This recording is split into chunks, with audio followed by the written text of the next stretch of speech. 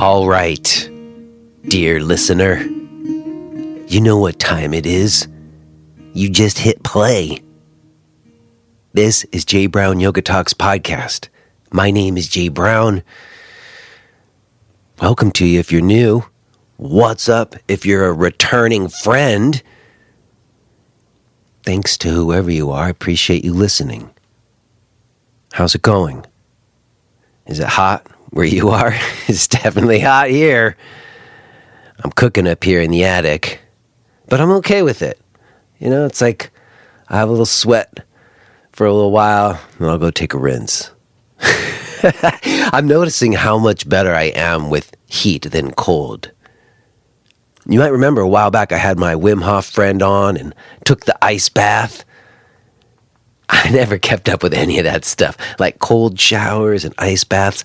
I can totally see the benefit, but it just feels like hard work, you know? It feels like disciplining my system, and right now I feel so overwhelmed. Like life is hard enough as it is. I don't need to put things in my life that are hard that I gotta do. You know, I need things that are releasing and easing the burdens I already have, not feeling like I'm putting more burden on myself, you know? And I guess for some reason, sitting in the heat, sweating, doesn't feel as burdensome, doesn't feel as difficult. I mean, it's slightly oppressive. It's really hot, but I'm kind of okay with it. Maybe that's just my constitution, you know, my pitta nature or whatever. I'm also getting over a cold if I sound a little weird. It was just a cold, I think, you know? Remember those? It only lasted a few days. Wasn't that bad. I'm feeling better. My ankle feels a lot better. But you know what, y'all? My hip is bothering me a lot. Long-time listeners have heard me mention the hip. I've been managing chronic pain in my right hip for 20 plus years at this point. And I've done a pretty good job. I think I've made a career off figuring out how to deal with the pain in my hip. But I gotta admit, I just turned 50, and you know, I keep it at bay most of the time, but when it rears up, each time it seems like it's not getting better entirely. I'm just managing it, you know? I feel like there's damage or something. And I've just never really pursued a diagnosis fully. I tried a few years back, and I had a shitty doctor, and I got turned off, and I didn't do it. But I actually have a fantastic doctor now, which is like the only time in my life I've had a doctor that I really liked. And I think that she's somebody I could work with, and I don't know, I might be in a little bit of denial about the situation, and I'm having some reckoning, as I think a lot of people are, you know? And it's amazing. It's like pain in my own body. Like I had the pain in my ankle, and I had the cold, and my hip wasn't bothering me at all, right? And then as soon as that stuff cleared up, like I was able to kind of get some healing for that, and that got better. It got more coherent, right? The word coherent. Then the hip just reared out, and I didn't even do anything. It's almost like I talk with my guest today, Lauren Walker. I'll get to that in a second, but we talk about how, you know, like when you're running and you're working and then you go on vacation, sometimes the first thing that happens is you get sick the first day, you know? Well, it feels like that, but even in like a larger sense. So, you know, many of you know I've been pretty much all consumed with dealing with a situation with my daughter who's still suffering terribly. But as I mentioned last week, there were like a few things that got slightly better. Some really important things got slightly better, and that just opens up a little bit more space. And what fills that space is like my shit, you know? But I definitely have to keep myself okay. Otherwise, I can't be okay for anybody else. So in any case, I'm just rambling on about how I am and dealing with my pain, and I'm hoping that whoever you are is not having as much troubles as I am, although I know it's going around because I hear from people. So if you're going through it too, I hope you're managing, and I send my love to you. And, as I mentioned, my guest today is Lauren Walker. And Lauren's been on the show a few times. She is the founder of Energy Medicine Yoga, and she's got a new book out called The Energy to Heal. And many of you know that I have always been a little bit, I don't know, not skeptical, but weary of talk of energy in general, or like energy healing. And I just think because there's a lot of bullshit out there around that in the like new age yoga world, at least in the past. I don't know what's going on in the yoga world right now. That's a whole other conversation. I don't even have any idea. But when I was coming up in the yoga world in the 90s and the early aughts, there was like, a new age world and scene and lots of energy healers. And I was way more pragmatic and practical than that, because it seemed to me any experiences I had with that seemed like a bunch of talk and not really anything tangible. And maybe that was just my perspective back then. Maybe I just wasn't prepared to hear it back then too, or maybe it really was bullshit. I don't know. But nowadays, many of you know, I'm really feeling more and more convinced that there are animate forces and that we are electromagnetic, which is what my guest Lauren Walker asserts in this conversation. And Lauren, I think, has a very lovely way of talking about energy and energy healing in ways that, for me, are a nice bridge.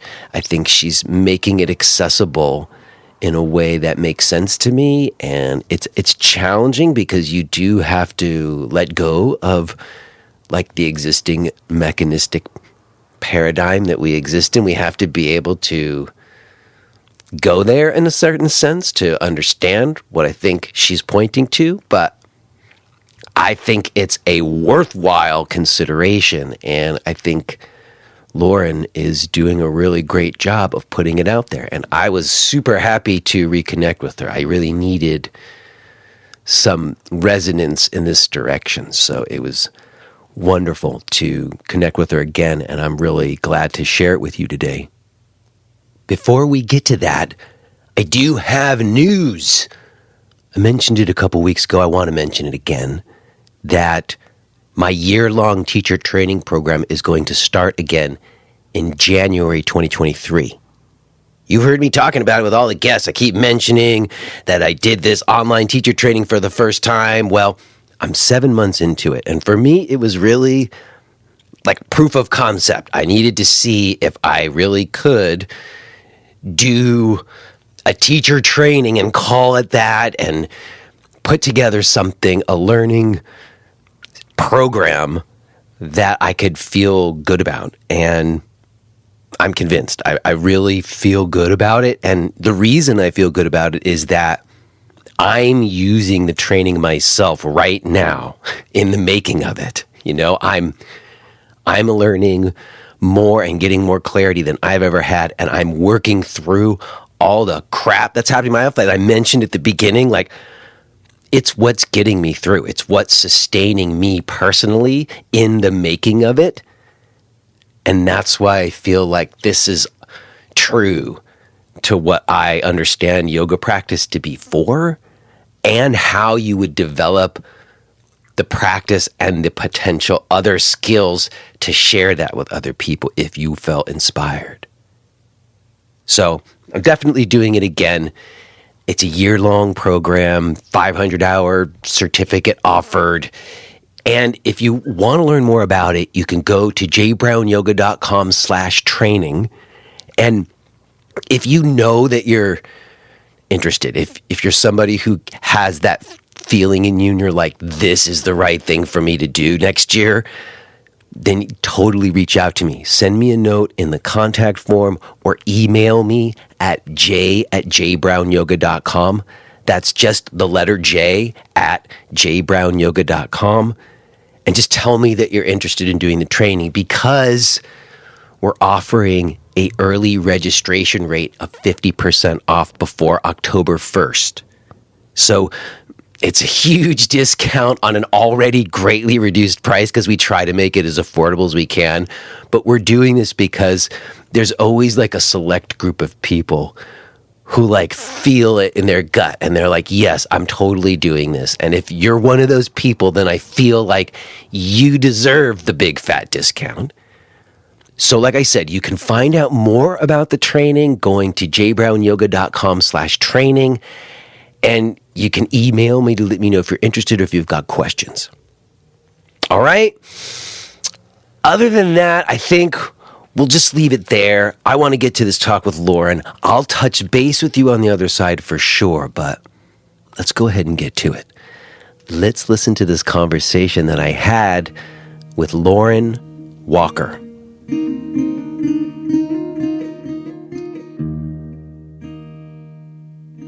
Hello? Hello. Lauren. Jay, how's it going? Oh gosh, well, hard to answer. In this moment, I'm doing just fine. I'm doing well, thank you. How about yourself? You know, I think that's a perfect way to answer. In this moment, things are great. Because I'm on the phone with you, so how could it not be? I was thinking that, I was like, looking forward to talking to you. We always have good conversations, and a lot's happened in the last 8 months since we spoke to each other. So that was the moment that I was thinking about speaking to you and feeling good about that. So yes, I'm feeling good. How about you? Are you doing okay? Good. Yeah. You know, it's been a crazy and a wild time. And every time I check in with one of my teachers or mentors or someone like that, the answer is we're really happy that we have the tools that we have, because this is a time for tools. Yeah, it's true. Well, you know what's interesting about that? I had someone on recently. We were talking about the difference between tools and rituals. We could get to that maybe, but definitely tools also. It's not one or the other. It's like both. Yeah, absolutely. And I've had to rely on the tools in my toolbox more than I have had previously in my life, I would say. So I'm in agreement with you. It's been a lot. Yeah, it's been a lot. It's a big time. It's a big time to be alive right now. It's a big time to be on the planet. It's a big time to be on the spiritual path. It's a big time right now. Yeah. And honestly, I don't know that you would know this, but in the last 8 months, in the last 4 months, in my household, we have quite a bit of crisis with my youngest daughter, who is struggling with her mental health right now. And I think she had like some OCD and anxiety disorder tendencies. But like, I think the pandemic really like threw gasoline on it. And so healing and trauma and seeing what medical science, like Western medicine, has to offer us when we have like mental disorder has really been at the forefront of my life recently. So I've been reading your book for the last couple of days. Awesome. And just, last time you were here, we talked about energy fields, some, if I recall.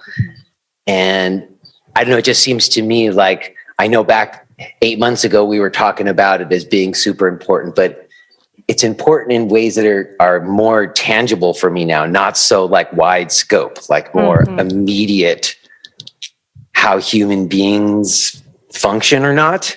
Yeah. That's big stuff, Jay. That's really big stuff. And, it does shift our perspective when some of these thoughts and ideas that we, love to dig in and talk about, and that can seem kind of esoteric, but when they come home, it takes a totally different a different direction and a different level of intensity and curiosity.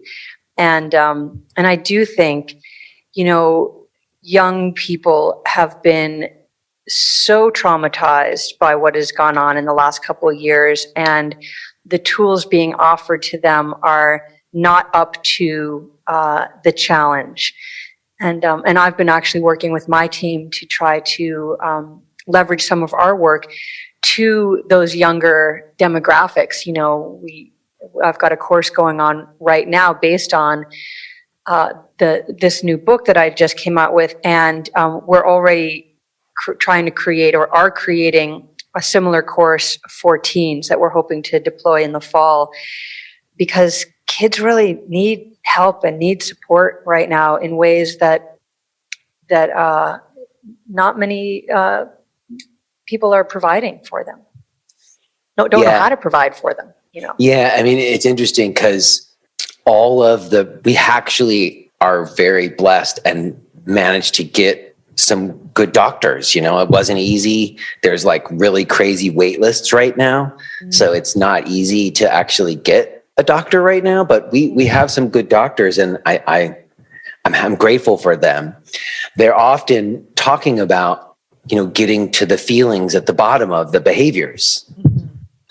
And, you know, I think that she's got a CBT therapist who's working with her son, but knowing how you feel and being able to like articulate that to someone or share that with somebody is like a step one in the therapy. You have to like get to that place. Mm-hmm. And especially in someone young, like 7, I don't even know how we're going to do it. But the point being is that it seems like some of this work that you're doing, it really is about that. Like it says energy medicine, but there was something you wrote early on in the book that I really wanted to like kind of start with, because I think it's a fundamental point. Like anytime I ever talk about energy work with people, and we may have talked about this before, but it bears talking again. It always seems like some kind of, I don't know, special power, supernatural thing. But you wrote that how you feel is how your energy is feeling. And I've always thought that too, that like energy is how I feel. And I'm wondering if you could say something more about that. Mm-hmm. Well, you know, you're talking about the emotional component when we're talking about your daughter and how it's really difficult for her, especially at that age, to articulate, you know, this makes me angry, or this makes me feel sad, or this makes me feel displaced. Like those aren't concepts that are easy to understand for anyone at any age, but certainly at that age. And so energy is how you feel. You know, our emotions is one of the primary ways that we experience energy, because energy is still this sort of esoteric idea for most of us, even though it is the primary structure of the universe. It seems esoteric to us, and we think of energy like you plug your computer in and you're getting energy to your computer. But our emotions carry an enormous amount of energy, frequency, resonance, and that resonance, that frequency, those waves of emotion actually enter into the fields of energy that make us up. They go both ways. They come from the inside out and the outside in, and they affect us. And emotional energy is one of the most potent energies that there is. And you think about, you know, you look around the world today, if you want anyone to do anything, you appeal to them on an emotional level. And we don't really think of ourselves as emotional beings until we see that how we can be emotionally manipulated. And you go to a movie, and that's a one time when you might recognize that in a real way. Like that movie felt emotionally manipulative, right? Like something happens in the movie that they're like kind of yanking your chain so you feel a particular way. But they made you cry against your will. You're like, this isn't even a good movie, and I'm crying. Right. That's right. Yeah. And that understanding that we can be moved to action is something that advertisers use. That's the main currency of advertising. That's something that politicians use. That's the main currency of politicians.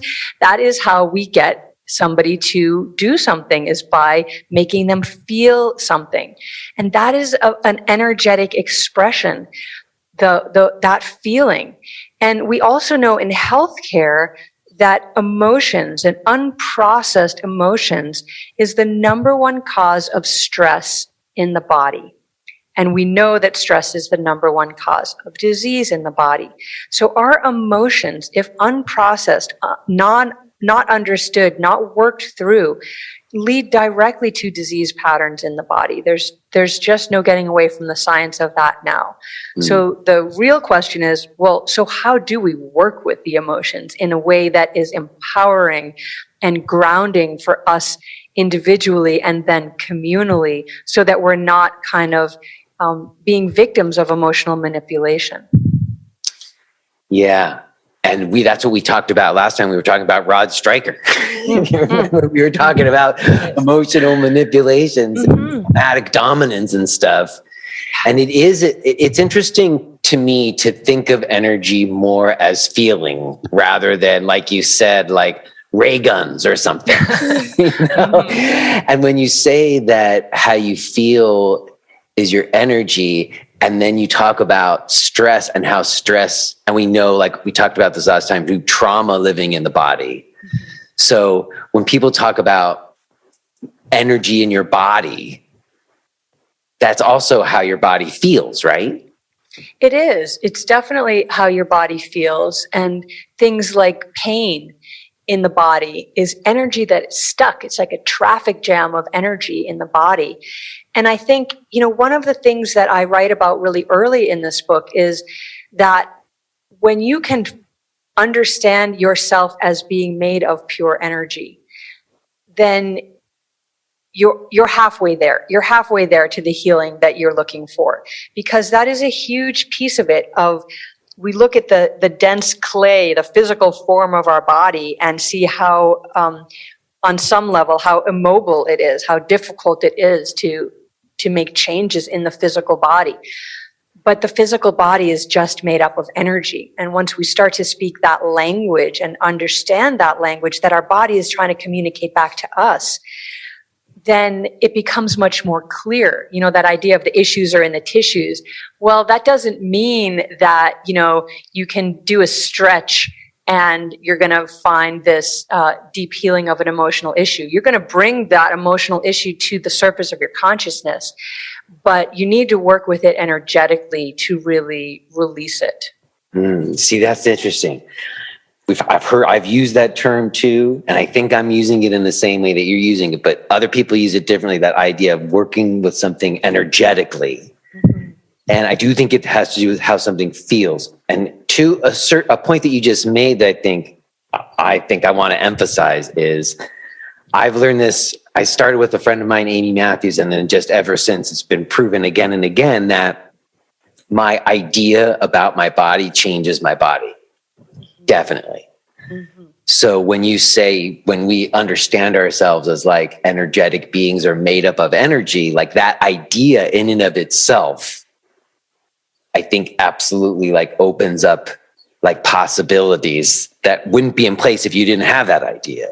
Absolutely. And it's in place whether you know it or not, but when you bring it to consciousness, then you have the opportunity to work with it. When you learn, these techniques, and you understand why you're doing certain things and the effect that it's having, and you start to recognize that more, and you do start to feel it. In traditional yoga, we talk about prana, and the feeling that you have at the end of a yoga class, that sort of thrumming feeling, is your prana that's activated. But that's also very diffuse and very generalized. And I had never experienced anything other than that until I started studying energy medicine and really understood what energy was, because it's so much more than just that sort of buzzing you feel after a class. It's a tool to use to change things in a really dynamic way. And, we talk body, mind, spirit complex, but it's really body, mind, spirit energy. And it's really energy that gives birth to body, mind, and spirit. Yes. And I guess there's kind of just, there's like layers to that. There's more tangible layers, like even in some of the practices, like when you use as an example, like when you rub your hands together or shake your hands. And I've been doing that for years, just as in my personal practice intuitively. Nobody told me to do that, but I've started, like every practice I've done, with rubbing my hands together. And then I will often put my face into my hands. And or my eyes into my eye sockets into my palms or whatever. And just, that's always been something I did. And it always felt like an energetic thing that I was doing. And you wrote it in your book. You're like, rub your hands together. So what do you think that is in terms of like, you know, ways of feeling your energy? Why is rubbing your hands together helpful? I love that you've been doing that for years, because one of the things that's so powerful about this, it's very intuitive. And this is, you know, how we evolved to be who we are today is because our ancestors worked with energy. You know, before there were doctors and hospitals and all of that, we worked exclusively with energy medicine, really. That's the first medicine on the planet. And so you are electromagnetic. So let's just start with that. You have electricity running through your body. Your brain is electric. Your nervous system is electric. Your bones are piezoelectric, which means that when you compress them, they create electricity. We know that the whole fascia system is an electrical system. So you create and generate electricity. Like they measure that when they put those little nodes on your brain or your body to check your brain waves or your heart resonance. EKG machines, right? That's right, exactly. So we already know that we're electric beings. So anything that's electrified, has a field around it. And that's called the electromagnetic field. And the magnetism of it is that polarity. They have the north and the south poles. And we can think of that from the yoga perspective as the yin yang, that constant of, yin chasing yang, chasing yin, chasing yang, that movement, which leads to spin, which leads to matter. That's electromagnetism. And so you are a magnet, you are electric and electromagnetic, and your hands are electromagnetic as well, because they're an extension of your body. And so how I think the easiest way to understand it, and you have kids, so maybe, I don't know if these were just games that we had when we were kids, but maybe you've got them for your kids, but you know, those, it's like a little card with plastic over it, and it's got metal iron filings in it.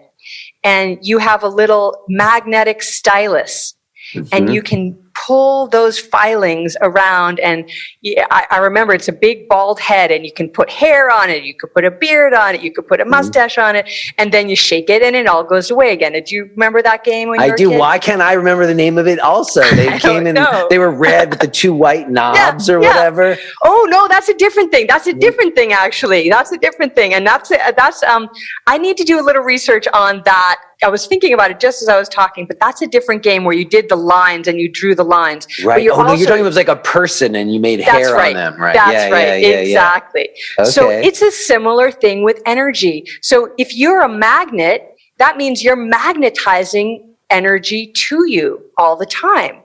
And that is beneficial when you are doing, moving your hands in particular ways so that you are, accessing flows and encouraging flows of energy to move in particular directions, which is one of the things that we want to do. We want to bring ourselves into coherence.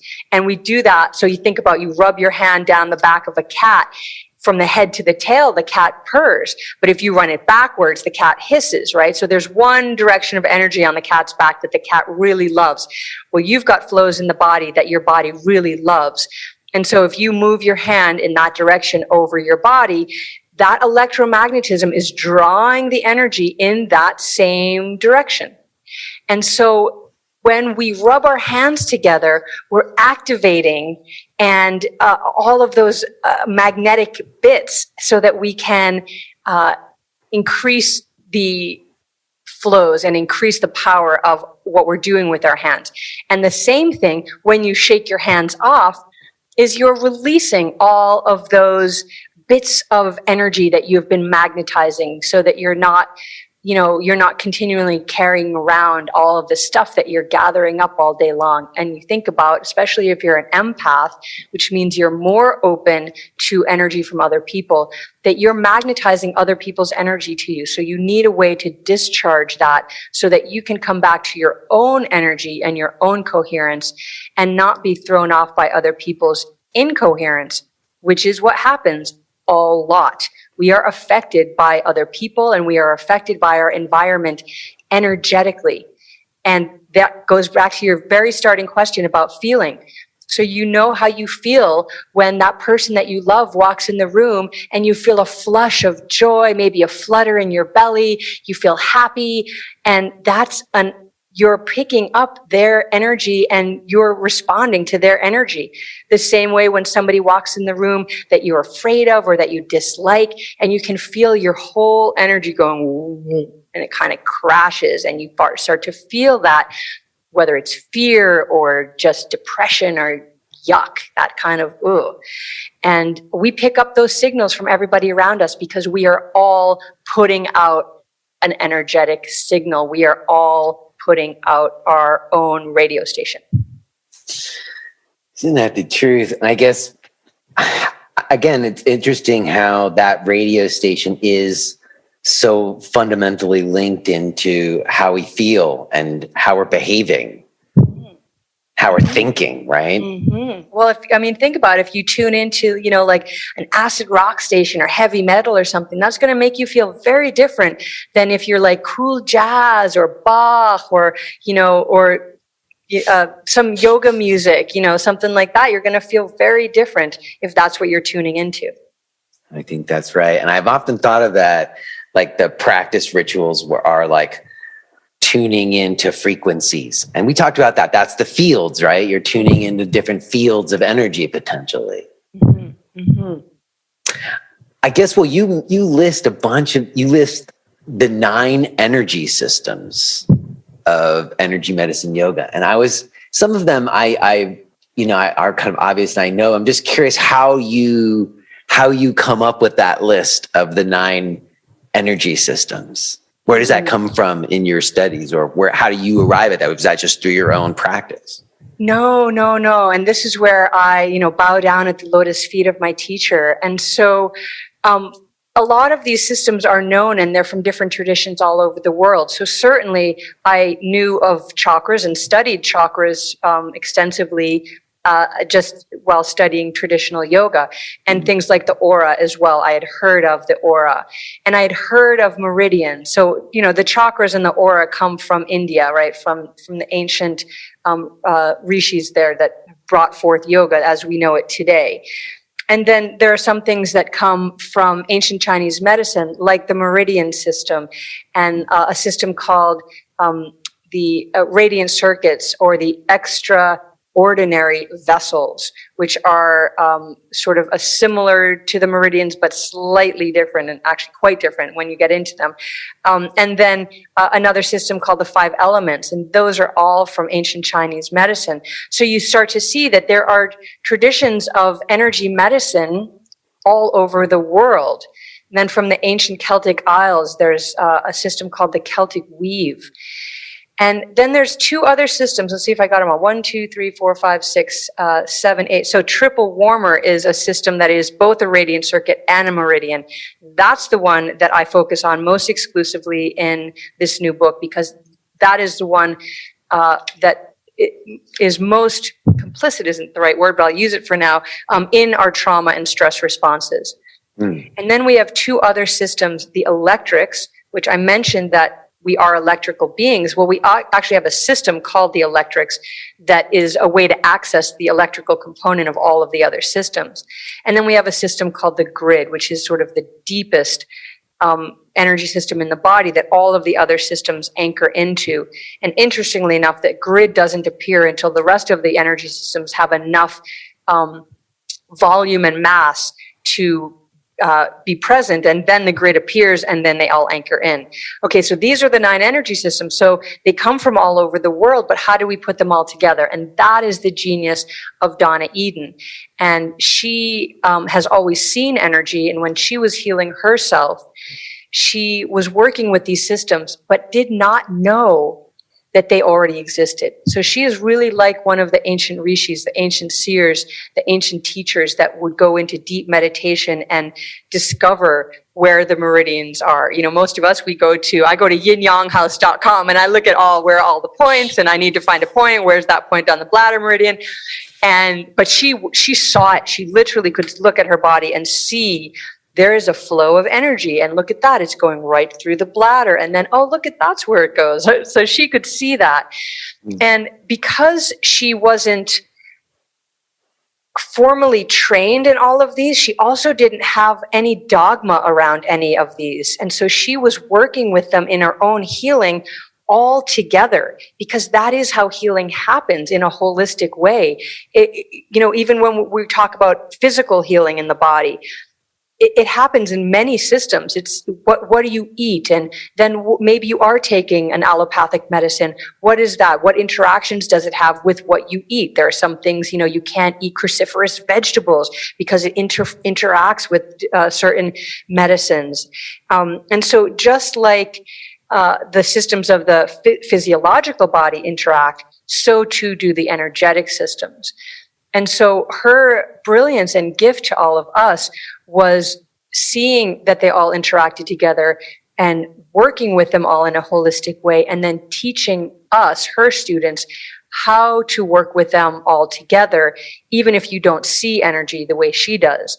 And then what I have done with her work is weave it into a traditional yoga practice so that you're accessing all of the benefits of the yoga practice with all of the benefits of these energy systems, some of which are intrinsic to yoga.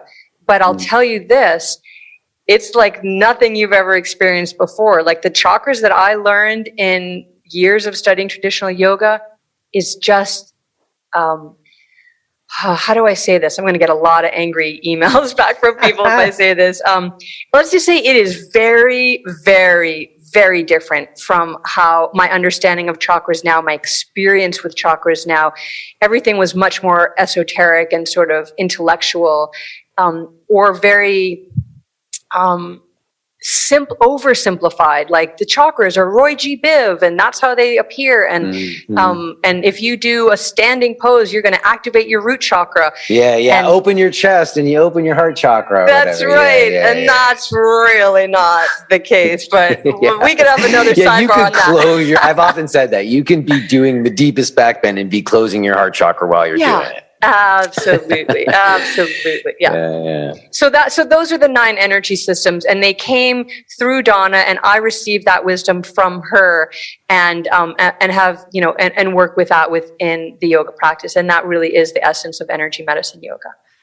Oh, it's interesting. You mentioned that your bit is to sort of weave them into the more typical yoga class, which is what I did. I took teachings from TKV Desikachar, which is normally just one-to-one instruction, and tried to put them into like what looked like a more common vinyasa yoga class. And I guess I'm curious, what is Donna's practice? I got to get Donna on here. I just realized I got to reach out to her. Maybe I get talk to her. But what does the practice of the energy medicine without putting it into the yoga look like? What is the practice of those energy systems when it's not put into a yoga class? Well, so, okay, now at the risk of pissing off everyone in the energy medicine community. You're on my show, Lauren. You're on my show. Just be careful. We'll try not to piss them off, but say what's on your mind. Okay. So essentially, in Eden Energy Medicine, which is the energy medicine that Donna teaches, the primary thing that you're learning is to work one-on-one with a client. And so when I was doing that, and I'm a trained practitioner in her school, I would have a client on the table and I would do all of these tests, energy tests, to see which one of these systems was out of balance. And then deeper still, which part, so which meridian was out of balance, or which several meridians were out, and were they overcharged or were they undercharged? Were they frozen? So all of these things. And then I would treat you on the table doing some of these techniques, that whether they would be holds or massages, or, and not massage in the way that you're thinking of like a regular massage treatment, but massaging particular areas to move stuck energy, and things like that. And so it's more of a static practice, like there's a lot of things where someone's on the table and I'll just be holding points and moving around the body, and you watching would just look like I was just touching one area of the body and holding another area of the body, and it wouldn't seem very dynamic. And what I understood when I started putting these together, because for me, I was studying in her school and I was practicing yoga. I had taken a 7-year teaching sabbatical, unintentionally. It wasn't meant to be, but that's how long it ended up being. And so I started weaving these into my yoga practice. And it started with, I was doing a lot of very yin yoga, so long, long holds, which lent themselves beautifully to some of these long meridian point holds that I was being trained to do. And then I started moving more and more and started doing more of a dynamic practice. And each different technique that I had learned, whether it was a hold or a flow, moving, swiping energy off the body in a particular way, or, it's hard to describe on the phone or on the call without sounding, bizarre, but moving your body in a particular way. And those started to weave into more of the dynamic moving practices that I was doing in yoga beyond the holds. And so one of the first rule of energy is energy needs to move. And the second rule is that it needs space to move. And so by putting these energy techniques into a moving yoga practice that creates space in the body, I was already answering those two first rules of energy and was having enormous success with the outcomes that I was expecting to have from the energy medicine techniques. More success, faster success, because I was including this movement and opening up of the body that doesn't happen when you're lying on a table. Now, the other piece, though, that makes that table work so powerful is you have the intervention of somebody else's energy. Right. So if you're, you can just think about it. If you're really sad and you need to talk to someone, well, you could go in a corner and sort of, write your things down in a journal, or you could, talk to your pet or something. But if you're sitting with another person and you're talking to them and they're really giving you that good listening space, right? They're listening, they're actively listening. They're not jumping in with their own story. They're not trying to help or fix you or cure you with ideas. They're just listening. That does something, that affects your energy. And so same when you're working with another person on the table, that intervention of energy can help someone shift their energy very quickly. But when you're doing it on your own yoga mat, that opening and expansiveness in the body coupled with these very specific, and they are very specific. This is not this esoteric sort of waving your hands around woo-woo stuff or whatever. It's very, very grounded. Then the results that you have they're just incredible. They're really kind of mind-boggling. It still blows my mind when people write to me with their success stories, and I just like, wow, really? It does work every time. Like, wow, it really does work. Okay, great. So it's incredible. Yeah, I think when you get enough of those kinds of responses from people over the years, that's what makes you continue to do what you're doing. You're like, oh, wow, this is helping other people too, not just me. It's interesting to hear what you said about how the energy medicine is usually just one-to-one clients. Like I was saying, the same is true with Desikachar and certain schools of yoga practice. Yeah.